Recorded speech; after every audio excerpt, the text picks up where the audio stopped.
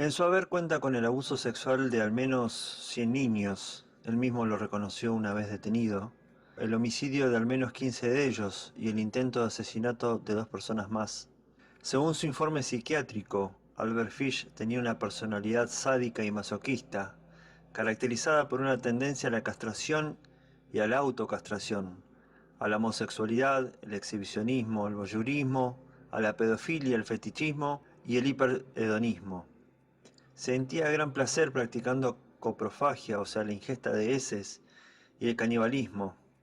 Este pederasta y abuelo asesino fue apodado por la opinión pública como el hombre lobo de Wisteria, el vampiro de Brooklyn y el hombre glis por el color de sus trajes. Hamilton Howard Fish nació el 19 de mayo de 1870 en Washington. Tras la muerte de uno de sus hermanos, decidió cambiarse el nombre por el de Albert, posiblemente para olvidarse de uno de sus apodos, Ham and Eggs, es decir, huevos con jamón, que tantos problemas le habían causado en uno de los orfanatos donde pasó gran parte de su infancia. Como su madre no podía mantener a la familia, su progenitor, 40 años mayor que su esposa, había fallecido, ingresó a la criatura en un centro donde sufriría constantes maltratos y abusos. Tan solo contaba con 5 años. Sin embargo, Albert no intentaba escapar de dichos castigos. Todo lo contrario, el pequeño anhelaba que llegaba ese momento. Sentía placer con cada paliza. Incluso lograba alcanzar el orgasmo. Ahí empezaron sus tendencias masoquistas. Los informes de aquella época describían a Fish como un problemático y con una tendencia imperiosa a padecer dolor. Se infligía cortes y golpes en el cuerpo y también los propinaba a otros compañeros. Coleccionaba recortes de prensa donde se hablaba de crímenes y admiraba a los que se tildaban de caníbales.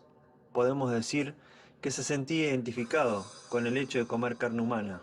Algunos expertos apuntan que este carácter se fraguó debido a la infancia que vivió y sobre todo a las 2 generaciones de enfermedades psiquiátricas que habían padecido varios miembros de su familia, hasta un total de 7 personas de su parentesco más directo, entre ellas su madre, que decían escuchar voces y tenían fuertes alucinaciones.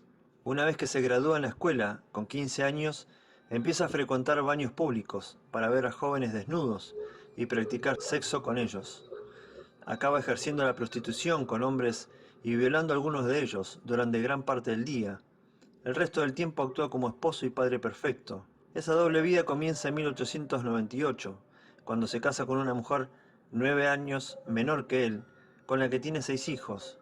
Aparentemente Fish se dedicaba a pintar casas y a la decoración de interiores, pero eso solo era una estratagema que le servía para establecer contacto con los jovencitos.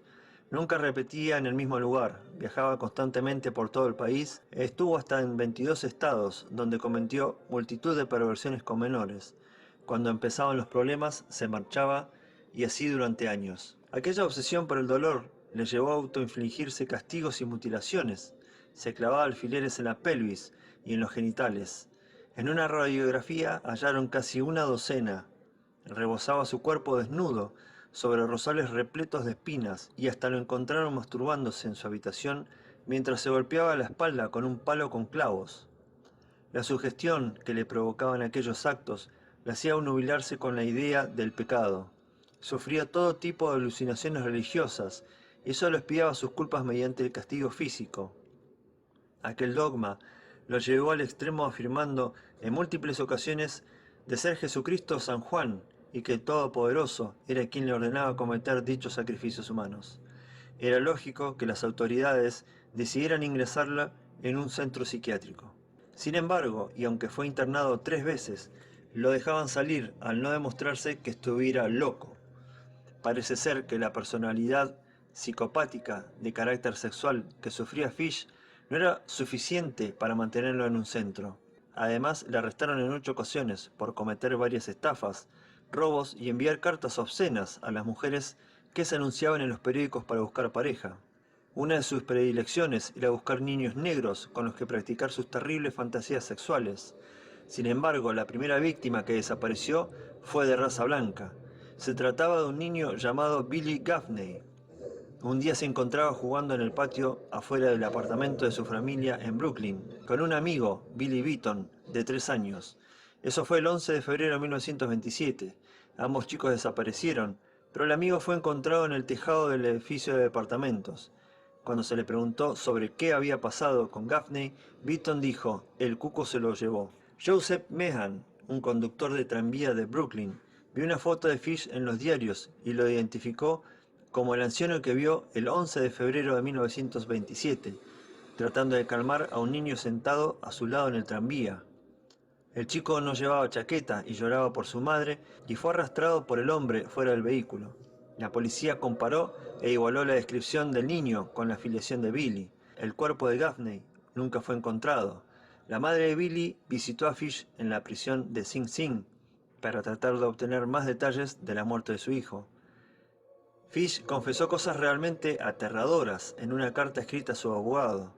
Su contenido es muy fuerte y por respeto a quienes estén mirando este video, solo voy a dejar el contenido de esta carta en una pantalla de lectura para quienes deseen leerla puedan hacerlo al final de este trabajo. Sin embargo, el único asesinato por el que se pudo juzgar a Fish fue el de Grace Bull, una niña de tan solo 10 años. Este crimen lo cometió gracias a su rostro aparentemente amable y pacífico y, por supuesto, a su poder de convicción. Ted, el hermano mayor de la chiquilla, publicó un anuncio en el periódico en el que pedía una oportunidad laboral. El criminal lo leyó y acudió a la dirección familiar con la excusa de ofrecerle un puesto de trabajo. Fue allí donde conoció a Grace. Acabó obsesionándose con ella, así que urdió un plan para que sus padres accediesen a que lo acompañase a la fiesta de cumpleaños de su sobrina. Previamente, Fish había logrado establecer una buena relación con la familia Pad, con quienes compartió una mañana de charla y desayuno. Los padres de Grace dieron el visto bueno y el abuelo les prometió que la tendrían de vuelta antes de las 9 de la noche. Jamás regresaron. A partir de allí se inició una búsqueda desesperada por toda la región, pero no lograron dar ni con el paradero de la niña ni con el de su secuestrador. 6 años después de la desaparición de Grace y con las esperanzas ya rotas, la familia recibió una misiva de Albert Fish en la que les contaba qué ocurrió aquella tarde y qué hizo con su hija. Sus palabras dejaron en estado de shock a la madre y fue su hijo Ted quien tuvo que terminar de leerla. Sin poder dar crédito a lo que habían leído, entregaron la carta a la policía. Obviamente, el contenido de la misma era tan aterrador como la de la primera.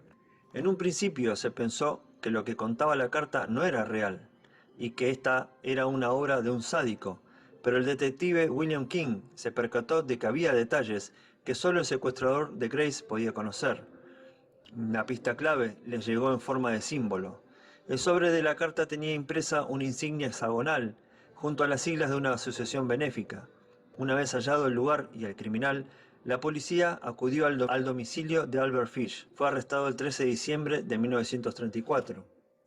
Durante el interrogatorio, el vampiro de Brooklyn explicó con todo lujo de detalles qué había hecho con la niña. Se confesó autor de varios crímenes más. También contó lo ocurrido con un vagabundo al que lo obligó a realizar actos sádicos, masoquistas y coprófagos durante varias semanas.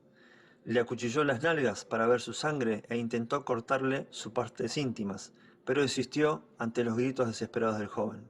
Durante el juicio que se celebró el 11 de marzo de 1835, Albert Fish narró con una sonrisa entre los labios todas las depravaciones que había realizado con unos 100 niños, y aunque aseguró haber matado al menos a 15, el único asesinato que la policía pudo lograr demostrar fue el de Grace Budd. 10 días después de que diese comienzo a la vista y que subieran al estrado diversos psiquiatras para explicar la despiadada personalidad de Fish, el jurado lo encontró culpable y el juez lo sentenció a morir en la silla eléctrica.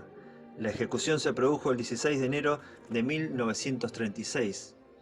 Entre los periodistas allí congregados se encontraba el reportero del Daily News que escribió: sus ojos llorosos destellaron de alegría ante la idea de ser sometido a un calor mucho más intenso que el humano, comparado con el que usualmente se quemaba para satisfacer su lujuria. Preguntó si estaría consciente en el momento de su muerte. Dijo que era el único placer que le faltaba probar, su propia muerte, el delicioso dolor de morir. 3 minutos después de la descarga eléctrica, Fish fue certificado como muerto. Aquel quizás fue su último orgasmo, pero de seguro su último escalofrío.